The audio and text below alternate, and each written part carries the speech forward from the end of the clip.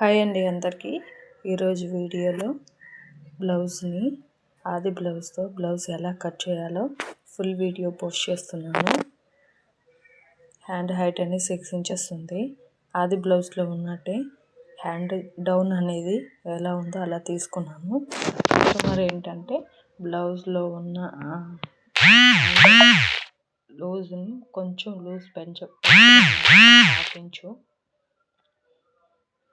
ఇలా కర్వ్ స్కేల్తో హ్యాండ్ అనేది డౌన్ చేసుకొని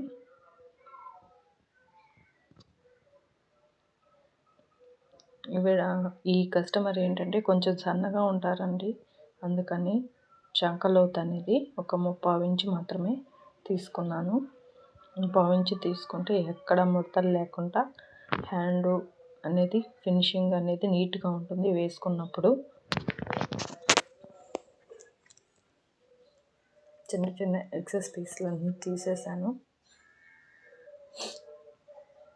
నేను ఎప్పుడైనా సరే బ్లౌజ్లో ఫస్ట్ హ్యాండ్స్ అనేటివి తీసుకొని తర్వాత బ్యాక్ పార్ట్ ఫ్రంట్ పార్ట్ అనేటివి తీస్తాను. ఇప్పుడు బ్లౌజ్లో నడుము కోసం ఒక 1.5 ఇంచ్ క్లాత్ను సపరేట్ చేసి బ్లౌజ్ లెంత్ అనేది తీసుకొని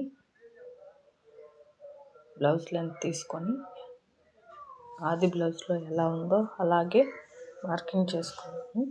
నెక్ రౌండ్ అనేది నేను పెట్టిన దానికన్నా మ్యాచ్ అయిందా లేదా అనేది చూస్తున్నాను.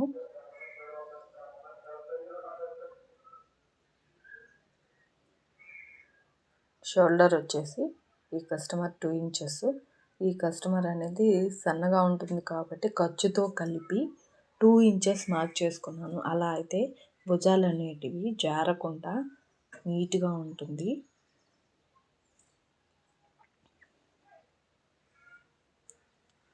ఈ విధంగా ఆది బ్లౌజ్తో మార్క్ చేసుకొని మళ్ళీ ఏమన్నా పొరపాటు అనేది జరగకుండా స్కేల్తో కూడా ఒకసారి మార్కింగ్ చేసుకుంటున్నాను. బ్లౌజ్లో చంక డౌన్ అనేది మార్క్ చేసుకుంటున్నాను.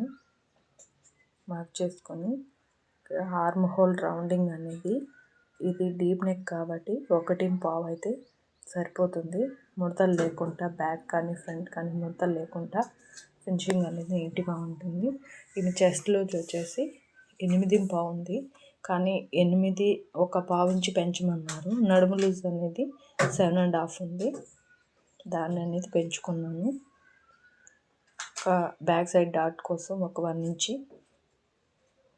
ఆర్మ్ బ్లౌజ్కి మ్యాచ్ అవుతుందా లేదా అనేది చెక్ చేసుకొని కటింగ్ అనేది చేసుకోవాలి.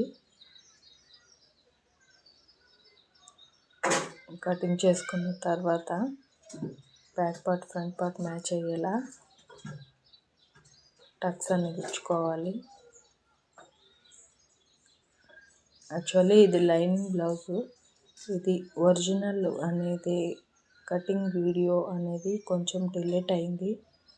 లైనింగ్ అనేది ఒరిజినల్ క్లాత్ మీద వేసుకొని కట్ చేసేది చూపించలేకపోతున్నాను. నెక్స్ట్ వీడియోలో నెక్స్ట్ బ్లౌజ్కి చూపిస్తాను. ఇది బ్లౌజ్ అనేది క్రాస్ కటింగు. దీన్ని ఫ్రంట్ నెక్ బ్లౌజ్లో ఎలా ఉందో అలాగే మార్కింగ్ వేసుకోవాలి.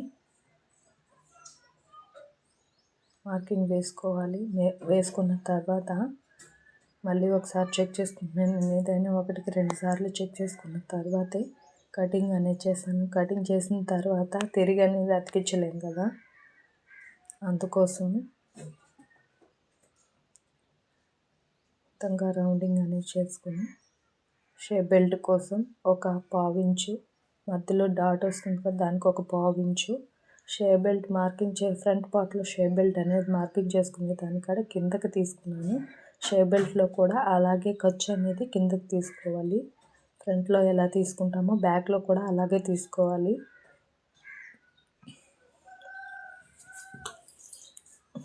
ఇప్పుడు ఫ్రంట్ పార్ట్లో డాట్ అనేది మళ్ళీ ఒకసారి చెక్ చేసుకున్నాను.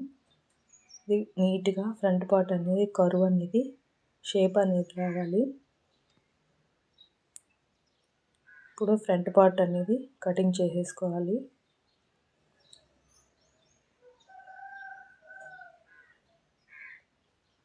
కటింగ్ చేసుకున్న తర్వాత డాట్స్ కోసం ఒక మామూలుగా అయితే హుక్స్ పట్టి దగ్గర నుంచి 2.5 పెడితే కొంచెం హెవీగా ఉంటుందని నేను ఒక పావు ఇంచు తగ్గించి 2.5 మాత్రమే పెట్టాను.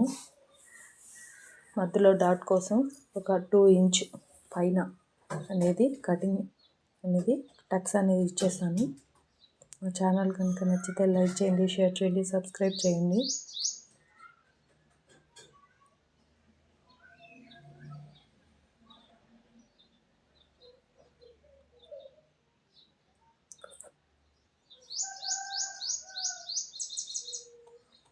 Back part, front part, hands shape belt.